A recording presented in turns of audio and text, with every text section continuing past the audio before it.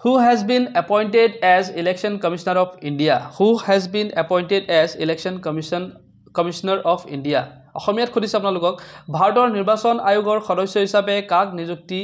দিয়া হৈছে ভাৰতৰ নিৰ্বাচন আয়োগৰ সদস্য হিচাপে কাক নিযুক্তি দিয়া হৈছে আপোনাৰ অপচন নম্বৰ এ দি আছে জ্ঞানেশ কুমাৰ অপচন নম্বৰ বি দি আছে Sukhbir Singh Sandhu option number C দি আছে both A and B option নম্বৰ ডি দি আছে none of this above ইয়াৰ কোনটো অপচন ৰিপ্ৰেজেন্ট কৰিব যিজনক আপোনাৰ ভাৰতৰ নিৰ্বাচন আয়োগৰ সদস্য বা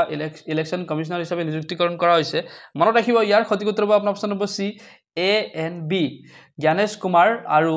সুখবীৰ সিং সন্ধু এই দুজন ব্যক্তিকেই নিৰ্বাচন আয়োগৰ সদস্য বা ইলেকশন কমিশনাৰ হিচাপে নিযুক্তি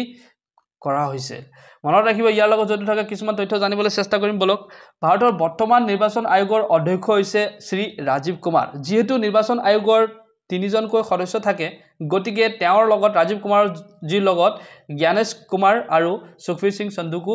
এপইন্ট কৰা হৈছে ইয়াৰ লগত জড়িত থকা আৰু কিছুমান তথ্য জানিম বলক ৰাজীৱ কুমাৰক ভাৰতৰ 25তম মুখ্য নিৰ্বাচন আয়োগ হিচাপে নিযুক্তিকৰণ কৰা হৈছে শ্ৰী ৰাজীৱ কুমাৰক ভাৰতৰ 25তম মুখ্য নিৰ্বাচন আয়োগ হিচাপে নিযুক্তিকৰণ কৰা হৈছে ইলেকশন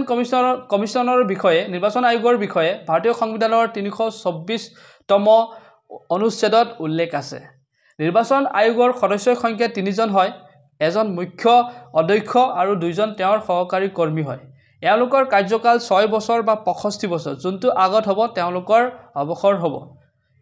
এওঁলোকৰ এপইন্টমেন্ট প্ৰেসিডেন্টে কৰে মনত ৰাখিব নিৰ্বাচন আয়োগৰ সদস্যসমূহৰ যোনটো এপইন্ট বা নিযুক্তিকৰণ কৰা হয় কাৰ মাধ্যমে কৰা হয় প্ৰেসিডেন্টৰ দ্বাৰা কৰা হয়